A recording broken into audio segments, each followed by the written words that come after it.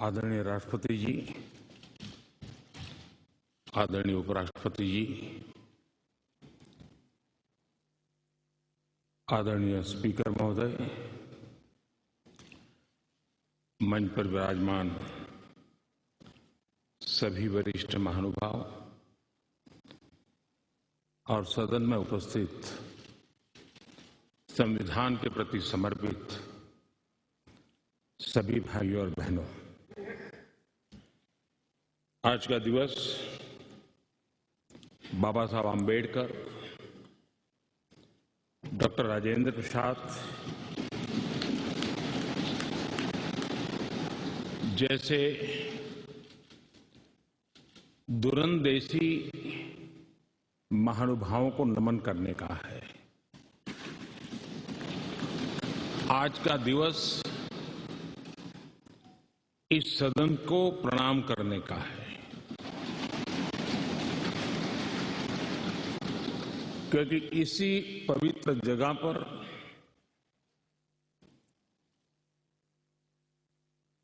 महीनों तक भारत के विद्वज्जनों ने, एक्टिविस्टों ने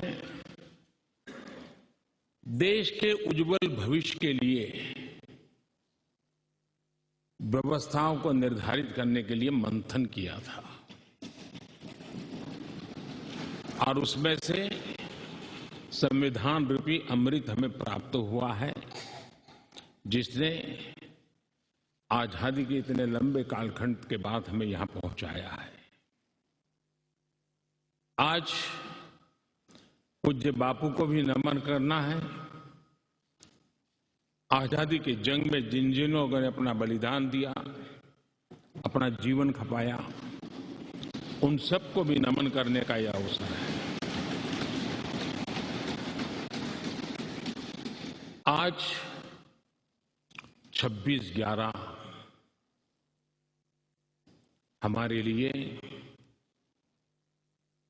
एक ऐसा दुखद दिवस, जब देश के दुश्मनों ने देश के भीतर आकर के मुंबई में ऐसी आतंकवादी घटना को अंजाम दिया। भारत के संविधान में सूचित देश के सामान्य मानवीय की रक्षा की जिम्मेवारी के तहत अनेक हमारे वीर जवानों ने उन आतंकवादियों से लोहा लेते लेते अपने आप को समर्पित कर दिया, सर्वोच्च बलिदान दिया। मैं आज 26/11 को उन सभी बलिदानियों को भी आदरपूर्वक नमन करता हूं।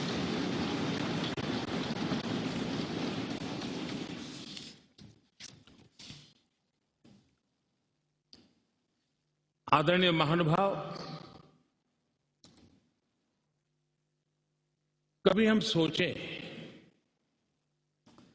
कि आज अगर हमें संविधान निर्माण करने की नौबत होती तो क्या होता। आजादी के आंदोलन की छाया,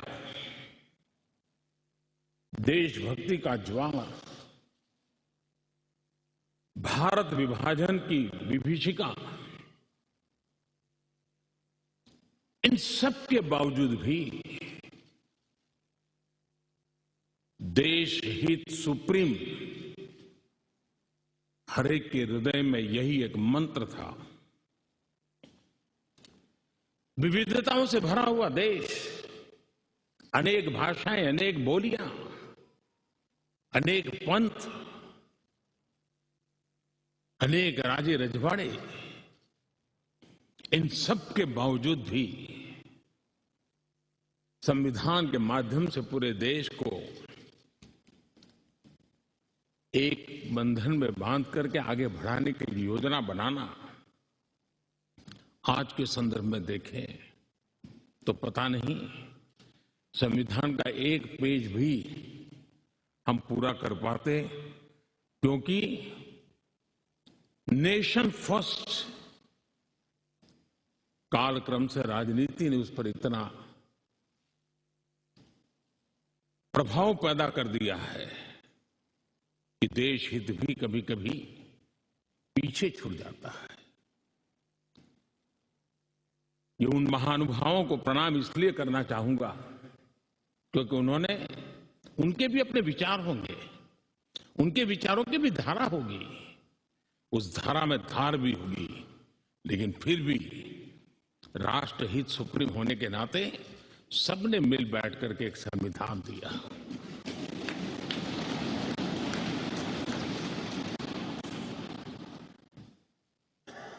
साथियों,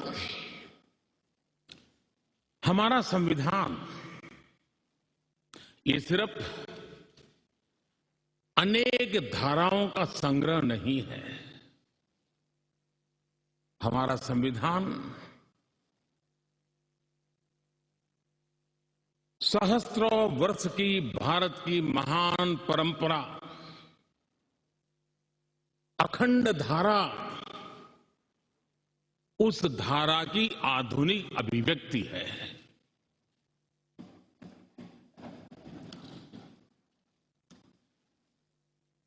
और इसलिए हमारे लिए लेटर एंड स्पिरिट में संविधान के प्रति समर्पण, और जब हम इस संवैधानिक व्यवस्था से जनप्रतिनिधि के रूप में ग्राम पंचायत से लेकर के संसद तक जो भी दायित्व निभाते हैं, हमें संविधान के लेटर एंड स्पिरिट को समर्पित भाव से ही हमें अपने आप को हमेशा सज्ज रखना होगा। और जब ये करते हैं तो संविधान की भावनाओं को कहां चोट पहुंच रही है उसको भी हम नजरअंदाज नहीं कर सकते हैं। और इसलिए इस संविधान दिवस को हमें इसलिए भी मनाना चाहिए कि हम जो कुछ भी कर रहे हैं वो संविधान के प्रकाश में सही है कि गलत है, हमारा रास्ता सही है कि गलत है। हर वर्ष संविधान दिवस बनाकर के हमने अपने आप को मूल्यांकन करना चाहिए। अच्छा होता देश आजाद होने के बाद 26 जनवरी प्रजासत्ताक पर्व की शुरुआत होने के बाद हमें 26 नवंबर को संविधान दिवस के रूप में देश में मनाने की परंपरा बनानी चाहिए थी, ताकि उसके कारण हमारी पीढ़ी दर पीढ़ी संविधान बना कैसे, कौन लोग थे इसको बनाते थे, किस परिस्थितियों में बना, क्यों बना, हमें संविधान कहां ले जाता है, कैसे ले जाता है, किसके लिए ले जाता है, इन सारी बातों की हर वर्ष अगर चर्चा होती है तो संविधान जिसको दुनिया ने एक जीवंत इकाई के रूप में माना है, एक सामाजिक दस्तावेज के रूप में माना है, विविधता भरे देश के लिए ये एक बहुत बड़ी ताकत के रूप में पीढ़ी दर पीढ़ी अवसर के रूप में काम आता। लेकिन कुछ लोग इसे चूक गए। लेकिन जब बाबा साहब आंबेडकर के 125वीं जयंती थी, हम सबको लगा कि इससे बड़ा पवित्र अवसर क्या हो सकता है कि बाबा साहब आंबेडकर ने इस देश को जो बहुत बड़ा नजराना दिया है उसको हम हमेशा हमेशा के लिए स्मृति ग्रंथ के रूप में याद करते रहें। और इसी में से, और मुझे याद है जब सदन में इस विषय पर मैं बोल रहा था 2015 में बाबा साहब आंबेडकर की 150वीं जयंती के निमित्त इस काम की घोषणा करते समय, तब भी विरोध आज नहीं हो रहा है, उस दिन भी हुआ था कि 26 नवंबर कहां से ले आए, क्यों कर रहे हो, क्या जरूरत थी। बाबा साहब आंबेडकर का नाम हो और आपके मन में ये भाव उठे, ये देश अब सुनने के लिए तैयार नहीं है।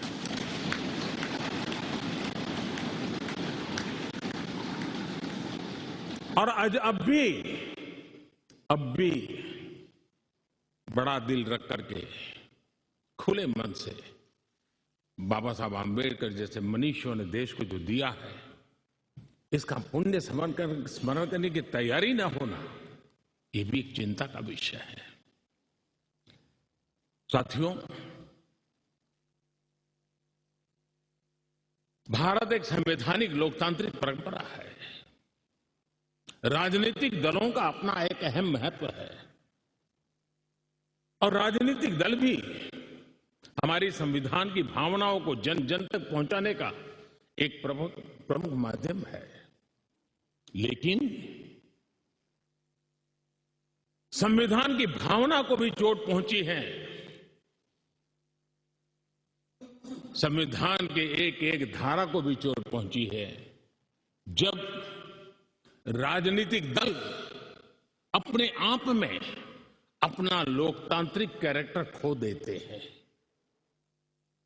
जो दल स्वयं लोकतांत्रिक कैरेक्टर खो चुके हो, वो लोकतंत्र की रक्षा कैसे कर सकते हैं।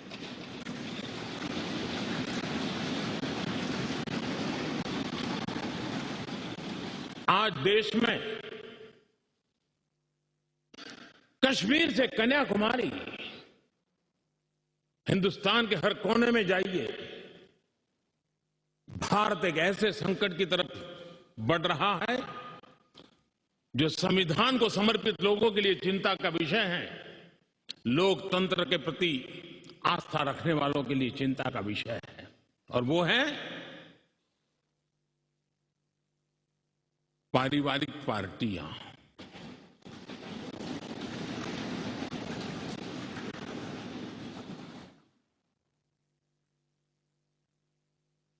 राजनीतिक दल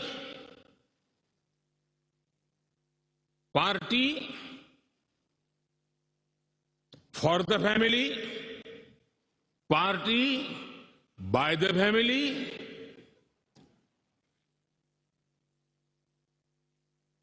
अब आगे कहने की जरूरत मुझे नहीं लगती है।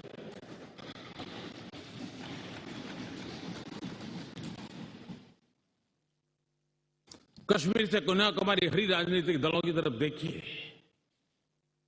ये लोकतंत्र की भावना के खिलाफ है। संविधान हमें जो कहता है उसके विपरीत है। और जब मैं ये कहता हूं कि पारिवारिक पार्टियां, इसका मतलब मैं ये नहीं करता हूं कि एक परिवार में से एक से अधिक लोग राजनीति में ना आए। जी नहीं, योग्यता के आधार पर जनता के आशीर्वाद से किसी परिवार से एक से अधिक लोग राजनीति में जाएं, इससे पार्टी परिवारवादी नहीं बन जाती है। लेकिन जो पार्टी पीढ़ी दर पीढ़ी एक ही परिवार चलाता रहे, पार्टी की सारी व्यवस्था परिवारों के पास रहे, वो लोकतंत्र, स्वस्थ लोकतंत्र के लिए सबसे बड़ा संकट होता है। और आज संविधान के दिवस पर संविधान में विश्वास करने वाले, संविधान को समझने वाले, संविधान को समर्पित सभी देशवासियों से मैं आग्रह करूंगा कि देश में एक जागरूकता लाने की आवश्यकता है। जापान में एक प्रयोग हुआ था। जापान में देखा गया कि कुछ ही पॉलिटिकल फैमिली ही व्यवस्था में चल रहे हैं, तो किसी ने बीड़ा उठाया था कि वो नागरिकों को तैयार करेंगे और पॉलिटिकल फैमिली के बाहर के लोग निर्णय प्रक्रिया में कैसे आए। और बड़ी सफलतापूर्वक 30-40 साल लगे, लेकिन करना पड़ा। लोकतंत्र को समृद्ध करने के लिए हमें भी हमारे देश में ऐसी चीजों की ओर जाने की आवश्यकता है, चिंता करने की आवश्यकता है, देशवासियों को जगाने की आवश्यकता है। उसी प्रकार से हमारे यहां भ्रष्टाचार, क्या हमारा संविधान भ्रष्टाचार को अनुमति देता है? कानून है, नियम है, सब है। लेकिन चिंता तब होती है कि जब न्यायपालिका ने स्वयं ने किसी को अगर भ्रष्टाचार के लिए घोषित कर दिया हो, भ्रष्टाचार के लिए सजा हो चुकी हो, लेकिन राजनीतिक स्वार्थ के कारण उसका भी महिमा मंडन चलता रहे, भ्रष्टाचार को नजरअंदाज करके सिद्ध हुई हकीकतों के बावजूद भी जब राजनीतिक लाभ के लिए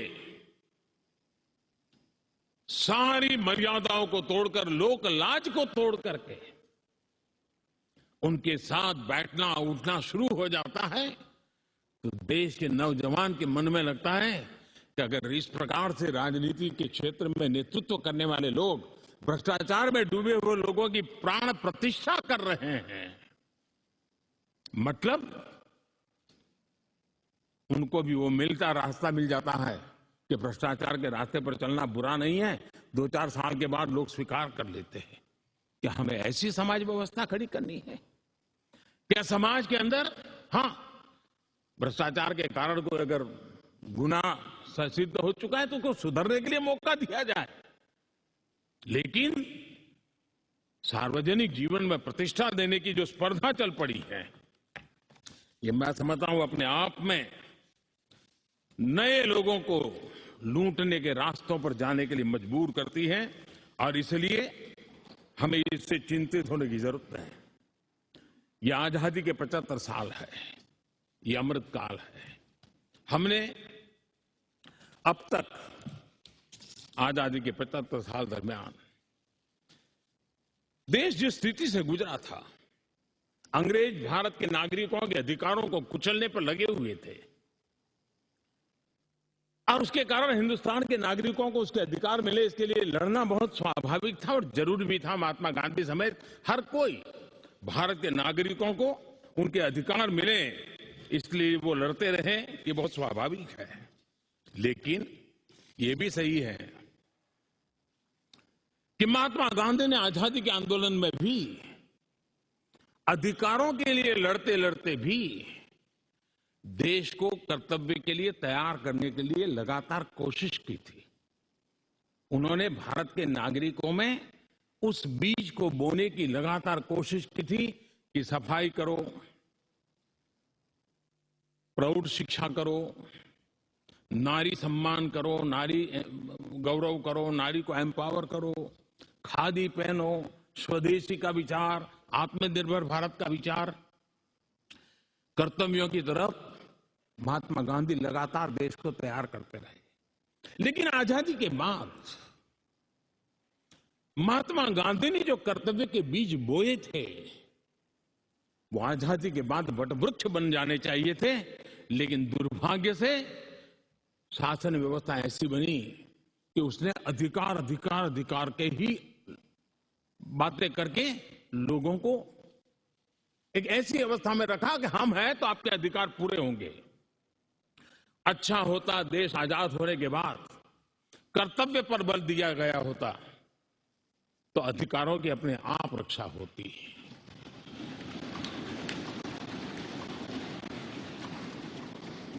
कर्तव्य से दायित्व का बोध होता है, कर्तव्य से समाज के प्रति एक जिम्मेवारी का बोध होता है। अधिकार से कभी कभी एक याचक वृत्ति पैदा होती है कि मुझे मेरा अधिकार मिलना चाहिए, यानी समाज को कुंठित रखने की कोशिश होती है। कर्तव्य के भाव से सामान्य मानवीय के जीवन में एक भाव होता है कि ये मेरा दायित्व है, मुझे इसको निभाना है, मुझे करना है, और जब मैं कर्तव्य का पालन करता हूं तो अपने आप किसी के अधिकार की रक्षा हो जाती है, किसी के अधिकार का सम्मान हो जाता है, किसी के अधिकार का गौरव हो जाता है, और उसके कारण कर्तव्य भी बनते हैं और अधिकार भी चलते हैं और स्वस्थ समाज की रचना होती है। आजादी के अमृत महोत्सव में हमारे लिए बहुत आवश्यक है कि हम कर्तव्यों के माध्यम से अधिकारों की रक्षा करने के रास्ते पर चल पड़े। कर्तव्य का वो पथ है जिसमें अधिकार की गारंटी है। कर्तव्य का वो पथ है जो अधिकार सम्मान के साथ दूसरे को सुपुर्द करता है, उसके हक को दे देता है। और इसलिए आज जब हम संविधान के दिवस को मना रहे हैं, तब हमारे भीतर भी यही भाव निरंतर जगता रहे कि हम कर्तव्य पथ पर चलते रहें। कर्तव्य को जितनी अधिक मात्रा में निष्ठा और तपस्या के साथ हम मनाएंगे, हर किसी के अधिकारों की रक्षा होगी। और आजादी के दीवानों ने जिन सपनों को लेकर के भारत को बनाया था, उन सपनों को पूरा करने का सौभाग्य आज हम लोगों को मिला है। हम लोगों ने मिलकर के उन सपनों को पूरा करने में कोई कसर नहीं छोड़नी चाहिए। मैं फिर एक बार स्पीकर महोदय का इस महत्वपूर्ण अवसर के लिए बहुत बहुत बधाई देता हूं, अभिनंदन करता हूं कि उन्होंने इस कार्यक्रम की रचना की। ये कार्यक्रम किसी सरकार का नहीं था, ये कार्यक्रम किसी राजनीतिक दल का नहीं था, ये कार्यक्रम किसी प्रधानमंत्री ने आयोजित नहीं किया गया था। ये सदन का गौरव होते हैं स्पीकर, सदन का ये स्थान गौरवपूर्ण होता है।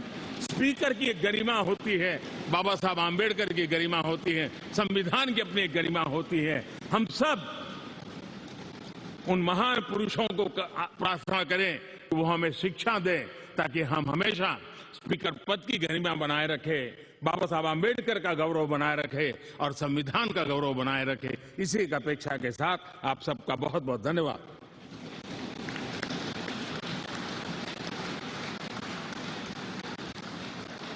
धन्यवाद माननीय प्रधानमंत्री।